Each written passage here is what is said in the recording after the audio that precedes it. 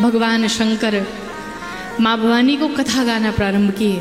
पर जैसे ही कथा सुनाना प्रारंभ किए, ऊपर से जितने देवी देवता थे सब सज धज करके जाने लगे। कहाँ पर?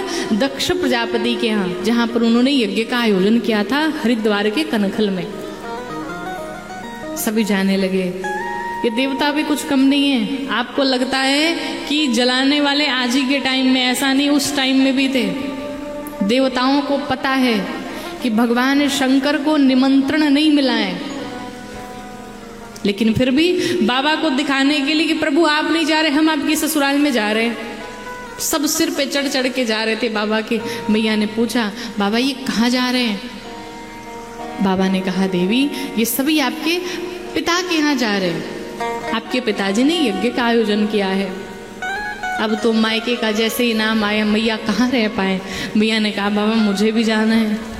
अच्छा, मायके के नाम पे तो महाराज 80 साल की बुढ़िया मैया के सामने भी कह दो ना, मायके की बात है, घुटने का दर्द ठीक हो जाता है, घुटने का दर्द भी खत्म हो जाता है। माता से प्रेम ही ऐसा होता है कि कहते हैं कि मायके का एक कुत्ता भी चला आता है तो माताओं को कुत्ते से भी प्रेम है, क्योंकि हमारे गांव से आया है।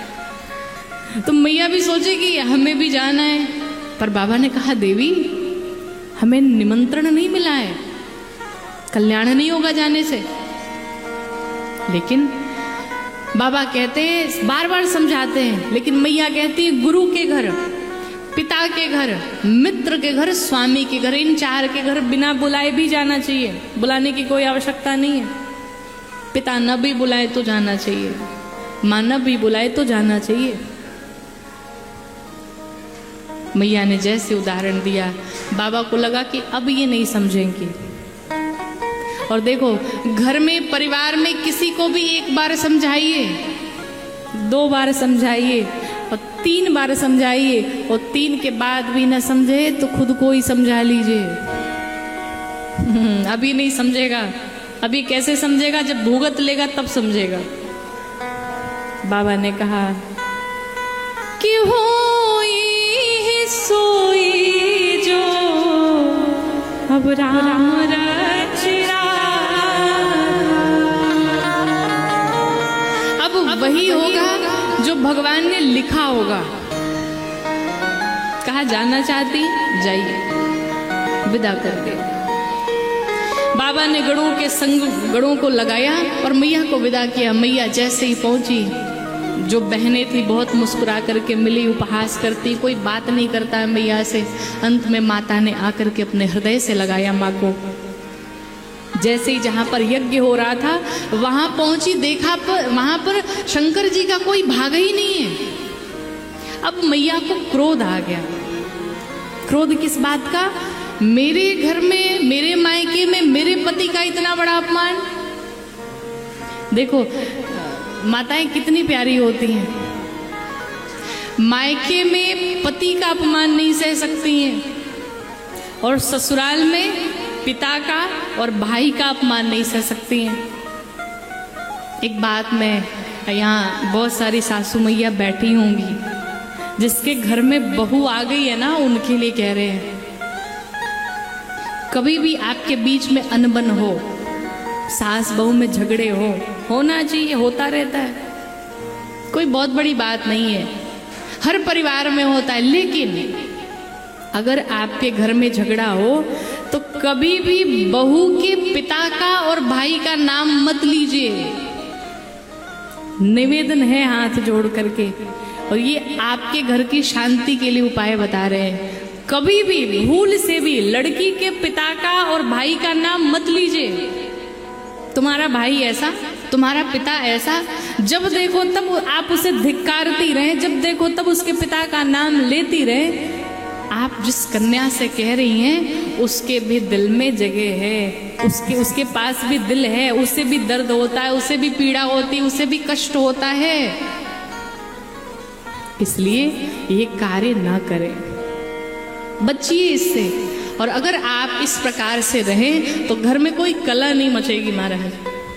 आप उसे कुछ कह दे, वो समझ सकती, वो बर्दाश्त कर सकती, पर जैसे उसके पिता पर जाएंगे, उसके भाई पर जाएंगे, उसे बर्दाश्त नहीं है, क्योंकि वहां पर वो 25 साल रह के आई है। उस पिता ने उसे जन्म दिया है, वो उसके पिता हैं, जनक हैं।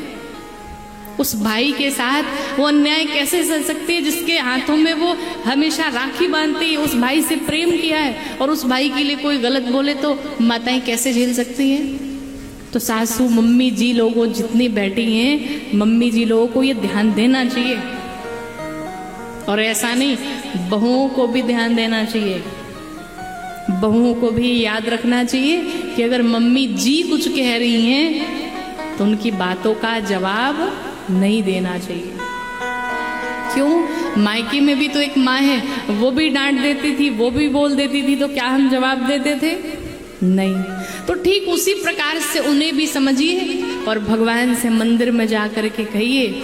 जब कभी भी सासू मैया डांट देना तो बहुओं को मंदिर में जाना चाहिए और मंदिर में जा कर के कहना चाहिए, हे शंकर भगवान, अब तो ये कुछ ही साल में जाने वाली है कुछ ही साल में मैया जाने वाली है, सद्बुद्धि दो इन्हें, थोड़ी बुद्धि दो, ताकि इन झगड़े लड़ाई से ऊपर उठ करके इनका मन आपके चरणों में लग जाए, थोड़ी भक्ति कर ले, थोड़ी माला वाला कर ले। अगर हर बहू ऐसी बन जाए, हर बहू की ऐसी सोच बन जाए, तो घर में कोई कलह क्लेश नहीं होगा। समझदारी से ये रिश्ते चलते हैं, ऐसे थोड़ी चलते हैं कि बस पुलिस के यहाँ कंप्लेन कर दिया, मुकदमा का, ऐसे नहीं होता है। थोड़ा वो समझदार बन जाए, थोड़े तुम बेवकूफ बन जाओ, बस जीवन की गाड़ी चल जाएगी। जब दोनों समझदार बन जाएंगे तो गाड़ी चलने वाली नहीं है। एक को थोड़ा नम होना ही पड़ेगा, चाहे कोई भी हो।